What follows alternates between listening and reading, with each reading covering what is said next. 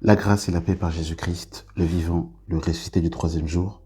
Nous voulons parler de l'alcool et de ses conséquences sur les générations, sur les vies, sur la santé.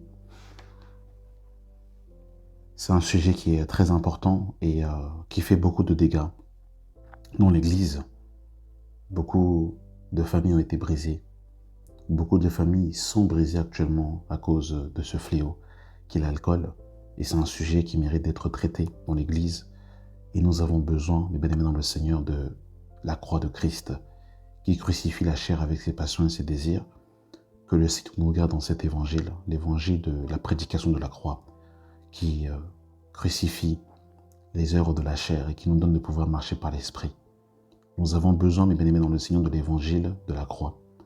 Paul pourra dire que je n'ai pas eu la pensée de savoir parmi vous autre chose que Jésus-Christ et Jésus-Christ crucifié. Dans 1 Corinthiens 1, le verset 18, il pourra dire que la prédication de la croix est une folie pour ceux qui périssent, mais pour nous qui sommes sauvés, elle est la puissance de Dieu. Dans un premier temps, j'aimerais nous parler de la définition par rapport à l'addiction à l'alcool. L'alcoolodépendance est un trouble chronique du cerveau reconnu par l'OMS. Et bien évidemment, l'alcool a un effet sur le corps. Elle produit l'hypertension, le trouble du rythme cardiaque, les accidents vasculaires cérébraux, la diminution des défenses immunitaires, infections plus fréquentes, impact sur la vie sexuelle. Donc voilà un peu les conséquences, mes bien-aimés dans le Seigneur, que l'alcool a sur le corps. Et je pense que c'est important de pouvoir y souligner et de le mettre en avant. Elle a bien évidemment aussi des effets sur la conscience et le cerveau. L'alcool est un dépresseur du système nerveux central. Diminution du jugement, perte de contrôle, trouble de la mémoire, pick-up, déconnexion entre intention et action. L'alcool donne une illusion de liberté, mais réduit la capacité de choisir consciemment. Et vous savez, lorsque l'alcool rentre dans une maison et qu'elle prend possession des lieux et que l'alcool devient le maître à bord dans une maison, mes amis, ce sont des générations qui sont brisées. Lorsque un homme qui est le chef de famille, qui doit être responsable, est sous l'emprise de l'alcool, il dévoile sa nudité, il perd son autorité, il donne accès au diable dans sa maison, il n'est plus lucide et il ouvre la porte. Il livre sa maison au monde, au péché, aux démons. Lorsqu'une femme qui doit bâtir sa maison et qui porte la vie est sous l'emprise de l'alcool, elle n'est plus un modèle pour ses enfants. Elle n'est plus la poutre de sa maison. Elle n'est plus l'aide de son mari. Elle détruit son foyer.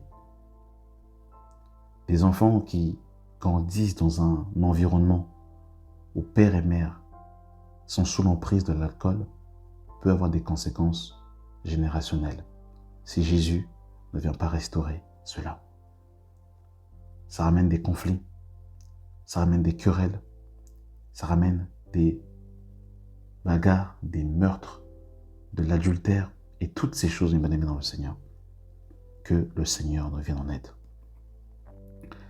Et on va parler des effets sur le neurotransmetteur. L'alcool agit directement sur les circuits de la récompense. Augmentation artificielle du plaisir. Appauvrissement progressif du plaisir naturel. Ralentissement cérébral. Perte de vigilance. Déséquilibre de l'humeur. Risque accru de dépression. C'est vraiment illusoire. Elle donne une soi-disant sensation à l'instant T, mais en vérité, elle produit la mort. Et les effets sont terribles sur la santé, sur la conscience, sur toutes ces choses. Ça a vraiment des conséquences terribles, dans le Seigneur. Et bien évidemment, ça accélère aussi la possibilité de cancer. Et ça a même un impact sur la vie sexuelle. Chez l'homme, elle produit la diminution de la testostérone. Elle produit le trouble de l'érection, baisse du désir, trouble de l'éjaculation. Chez la femme, déséquilibres hormonaux, diminution de la libido, sécheresse vaginale, risque pendant la grossesse. L'alcool peut désinhiber au début, mais détruit la fonction sexuelle sur la durée. Donc, je ne sais pas si on se rend compte, ça arrive jusqu'à la destruction de la vie sexuelle en fait. Je ne sais pas si on se rend compte, c'est terrible. Donc forcément, ces choses ramènent le chaos, mes bien-aimés dans le Seigneur. C'est pour ça qu'on a besoin de la vraie rencontre avec le Christ. On a besoin de la vraie transformation, de la vraie délivrance, de la vraie conversion, du vrai évangile qui nous donne cette capacité à pouvoir dire non au péché, qui nous donne justement d'être libres par rapport aux pulsions de la chair et de marcher par la foi sur la base de la loi de l'esprit de vie qui nous a franchis de la mort. Et ça, c'est très important. Il y a quelque chose d'important aussi, c'est le changement d'humeur et de santé mentale. L'alcool provoque l'irritation, l'agressivité, saut d'humeur, anxiété chronique, dépression, pensée suicidaire. Waouh! Les conséquences sur le foyer et les relations. Conflits répétés, violences verbales ou physiques, instabilité émotionnelle, insécurité pour les enfants. Waouh! Vous savez le nombre d'enfants On a l'impression des fois que les enfants ne sont pas conscients ou parce qu'ils ne disent rien, qu'ils ne comprennent rien. Mais un enfant arrive à savoir dans l'environnement où il est, s'il est en sécurité ou pas. Et effectivement, un foyer rempli de violence, de querelles, de grossièreté, où tu rentres et tu vois que finalement, tes parents qui sont censés être les responsables ont fait abandon de poste et tu dois t'occuper de tes parents qui sont censés dormir sur le lit, dormir sur le canapé, en train de baver, ils ne sont pas changés. La maison n'est pas faite, la nourriture n'est pas faite. C'est un déséquilibre total, mes bien-aimés dans le Seigneur. Et combien ne sont-ils pas rentrés dans le foyer avec ces images sans avoir été restaurés par le Seigneur? Et ça crée vraiment des conséquences, mes bien-aimés dans le Seigneur. Et on va faire un parallèle, bien évidemment, avec les Écritures. La Bible dit « Ne vous enivrez pas de vin, c'est de la débauche. Soyez au contraire remplis de l'esprit. » Éphésiens chapitre 5, le verset 18. L'ivresse est vue comme une perte de maîtrise, une altération de la sagesse, une porte ouverte au chaos. Oh, que Dieu nous vienne en aide, mes bien-aimés dans le Seigneur. Nous avons vraiment besoin du vrai évangile, mes bien-aimés. C'est terrible. On a l'impression qu'en buvant, on va oublier, noyer ses soucis. En vérité, ça fait l'inverse. C'est destructeur. C'est une bombe à retardement terrible, mes bien-aimés dans le Seigneur. Et l'alcool enlève la paix. L'alcool ôte la paix, mes bien-aimés dans le Seigneur, et ramène dans un tohu-bohu, mes bien-aimés dans le Seigneur. Scientifiquement, l'alcool apaise temporairement le stress. Bibliquement, c'est une fausse consolation. Ésaïe chapitre 5, le verset 11. Malheur à ceux qui recherchent dès le matin les boissons fortes. Waouh! Ce que l'homme recherche dans l'alcool, la paix, l'oubli et le réconfort. C'est ce que l'homme recherche. Mais qu'il ne trouve pas durablement.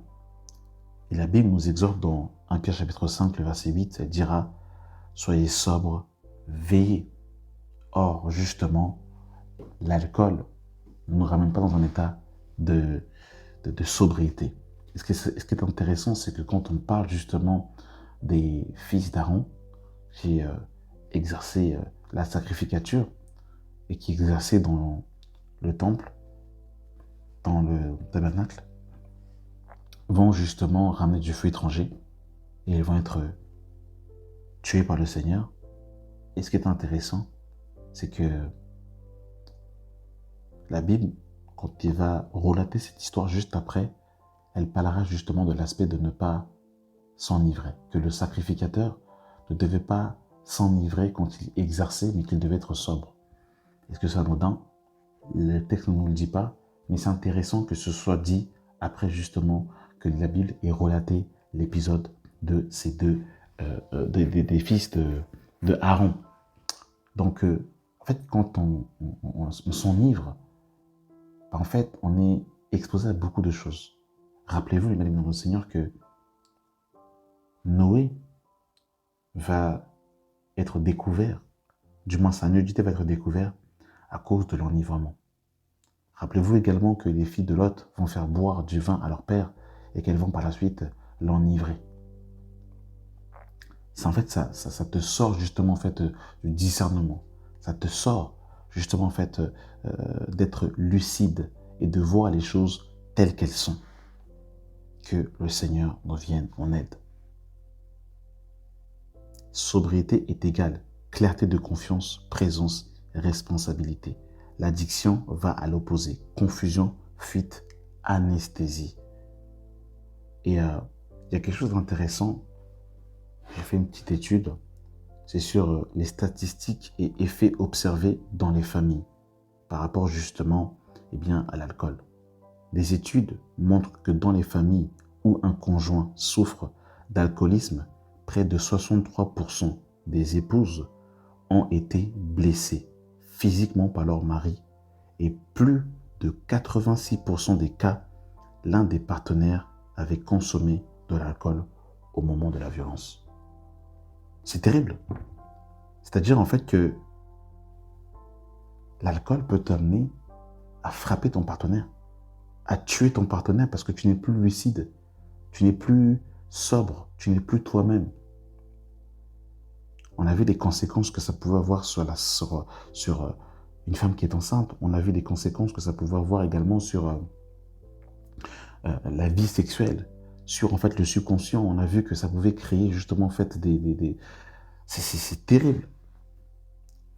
Une enquête décrivant l'impact de l'alcool sur les enfants et la famille a révélé que 29,7% des cas d'abus étaient de la violence verbale. Donc il y a même des mots très durs qui sont prononcés quand on est sous l'emprise de l'alcool. 23,1% de violence domestique, 18,7% de maisons non surveillées ou insécurisées pour les enfants, 14,3% de situations où il manque de l'argent pour subvenir aux besoins de base. Vous savez qu'il y a des enfants qui ont été placés en famille d'accueil à cause de l'alcool. C'est-à-dire en fait que l'alcool, quand tu es sous l'emprise de l'alcool et que tu es dominé par l'alcool, tu peux perdre la garde de tes enfants. Tu livres tes enfants entre les mains des étrangers parce que tu n'es plus en capacité d'éduquer, de protéger tes enfants. Et la société vient et t'arrache tes enfants parce qu'il n'y a plus cette conscience, cette responsabilité, cette protection où les enfants doivent être protégés justement. Donc, il y a aussi les effets sociaux, financiers et psychologiques. L'alcoolisme est associé à de graves conflits interpersonnels, violents, négligents, parentaux, difficultés financières, perte d'emploi et problèmes juridiques. Donc, en fait, ça peut amener à la perte d'emploi parce que forcément, tu arrives au travail, tu es complètement hors de toi. En fait, tu ne peux pas être éligible pour être gardé à ton poste. Donc, du coup, tu perds ton emploi. Qui dit perte d'emploi, tu n'es plus en capacité de pouvoir payer le loyer et finalement, on finit par te mettre dehors. C'est terrible. L'abus d'alcool par les parents peut conduire à une séparation familiale, placement en famille d'accueil et conséquences durables pour les enfants. Et ça, c'est un trauma. C'est une conséquence générationnelle. Parce qu'une femme qui a vu son père frapper sa mère, c'est une trace indélébile qu'elle garde dans son âme. Et ça peut produire en elle la rébellion à l'égard de son mari et ne plus vouloir se soumettre parce qu'elle a vu pendant plusieurs années sa mère se faire taper par son père. Vous imaginez une jeune fille qui voit sa mère de l'âge de 8 ans jusqu'à l'âge de 20 ans se faire taper par sa mère, se faire dominer. Ne lui parlez pas de la soumission. Si Christ ne vient pas restaurer son âme, elle ne voudra jamais se soumettre. Parce qu'elle a vu pendant des années sa mère se faire dominer par son mari Et ça va créer au-dedans d'elle une sorte de protection, de carapace à cause de ce qu'elle aura vécu, de ce qu'elle aura vu. Vous voyez un jeune homme qui voit sa mère être absente, être toujours colérique, en train de crier sur papa parce qu'elle est sous l'emprise de l'alcool, et papa qui se réfugie dans sa chambre, qui préfère sortir pour ne pas créer de conflit. Le jeune homme grandit avec cela.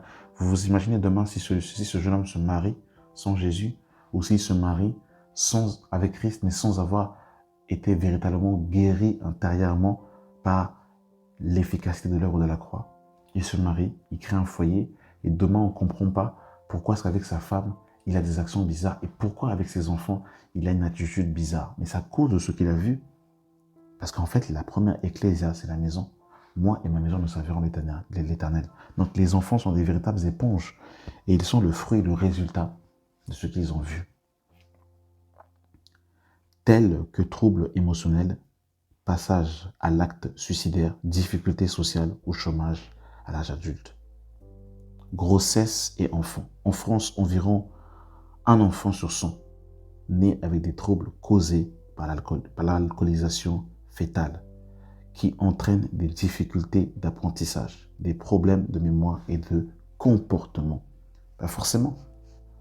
L'enfant qui est lié à sa maman par le cordon ombilical, la maman qui est en permanence en fait sous l'effet de l'alcool, ça a des conséquences sur l'enfant, sur en fait le développement du cerveau et toutes ces choses, sur le comportement, l'attitude. Et des fois on ne comprend pas. On voit des enfants agités, des enfants qui ont des problèmes au niveau de l'intégration dans la vie. Et c'est à cause de toutes ces choses, bien aimé dans le Seigneur. L'alcool affecte tout le système familial, la relation du couple, la sécurité de l'enfant, la stabilité économique et la santé mentale de tous les membres. La femme sage bâtit sa maison, mais l'insensé la renverse de ses propres mains.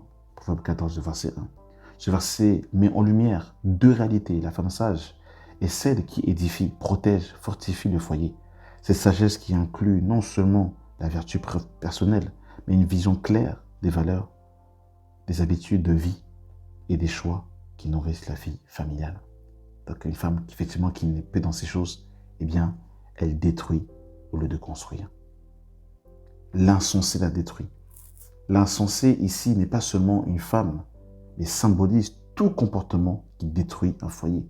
Que ce soit l'alcool, la violence, l'irresponsabilité, l'égoïsme, l'alcool, lorsqu'il devient un maître, peut rendre insensé des décisions qui autrefois construisaient le foyer.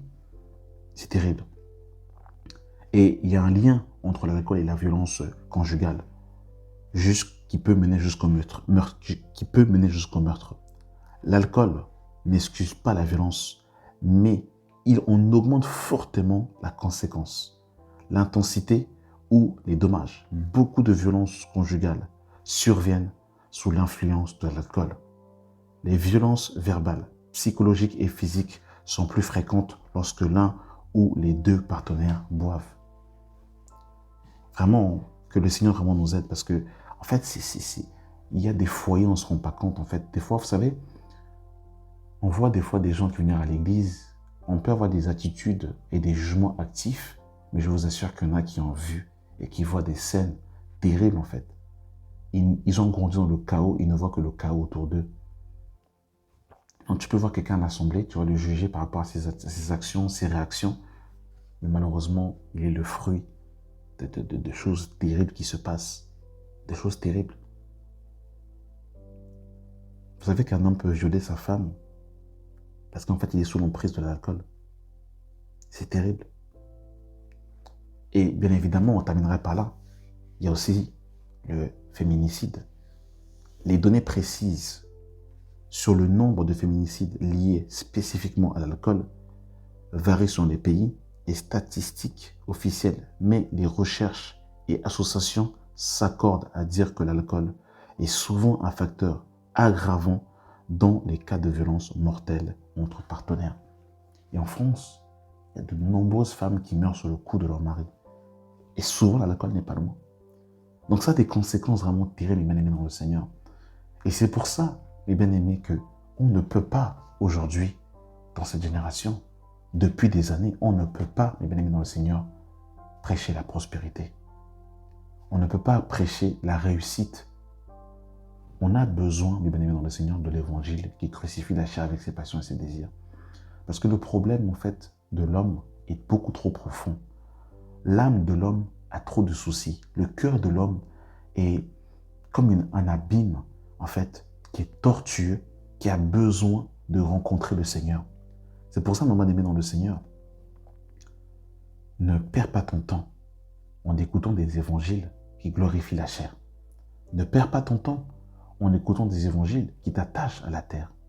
Nous avons besoin de l'évangile qui brise les chaînes du péché, qui brise les chaînes de l'esclavage, qui brise les chaînes, justement, de l'ego, qui brise les chaînes de toutes ces addictions qui nous attachent, qui nous lient et qui nous attachent aux choses dont pas et qui détruisent des familles, qui détruisent des vies, qui détruisent des générations, qui détruisent des églises, mes bien-aimés dans le Seigneur, qui détruisent des églises, des assemblées.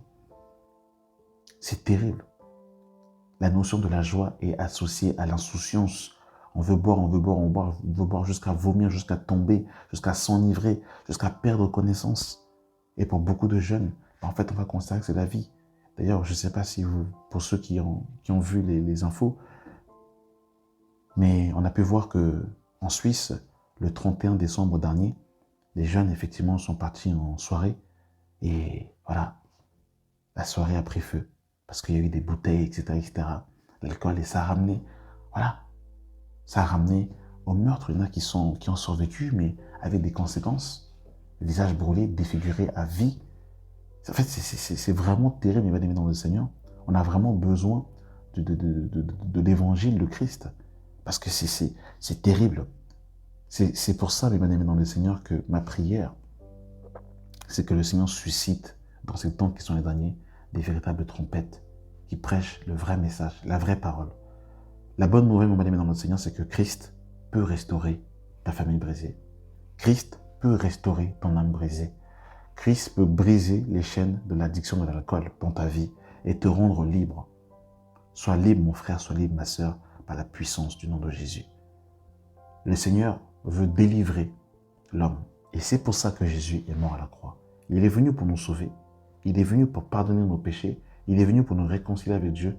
Mais il est également venu pour crucifier le vieil homme, pour détruire la puissance du péché dans nos membres, afin que nous puissions marcher dans la victoire sur le péché, que nous puissions dire non à l'alcool, que nous puissions dire non à toutes ces boissons enivrantes, être des hommes sobres, être des hommes réfléchis, des hommes responsables, des femmes qui bâtissent un foyer, des enfants qui n'ont pas besoin de se retrouver avec du Jacques Daniel, avec de toutes ces choses, mais des enfants des jeunes qui se rassemblent en train de prier, en train de jeûner, en train de partager des versets bibliques, en train de boire de l'eau. Mais mesdames, dans le Seigneur, c'est possible par la foi. Et ce qui est impossible à l'homme est possible à Dieu. Donc, je terminerai par ces paroles, mes bien-aimés dans le Seigneur. Mon frère, ma soeur, toi qui m'entends, et qui est dans ces choses, prends courage et confiance en Dieu, et foi en Dieu. Crie vers le Seigneur, et le Seigneur te délivrera. Le Seigneur t'affranchira, mon frère, ma soeur, et tu témoigneras, mon frère, ma soeur, de la gloire de Dieu. Parce que le Seigneur veut faire une œuvre en toi. La Bible dit que l'œuvre qu'il a commencée en nous, il amènera à la perfection. La Bible dit que je suis convaincu que celui qui a commencé en vous cette bonne œuvre la ramènera à la perfection. Paul pourra dire, j'étais crucifié avec Christ. Si je vis, ce n'est plus moi qui vis, mais c'est Christ qui vit en moi. Et foi en Dieu. Relève les yeux vers les montagnes, d'où te viendra le secours. Et confiance en Dieu, le Seigneur t'a déjà donné la victoire, car tu es dans la victoire. Celui qui est en nous est plus grand que celui qui est dans le monde. Amen. Merci d'avoir pris le temps d'écouter cette audio et que la paix de Christ soit votre partage au nom de Jésus.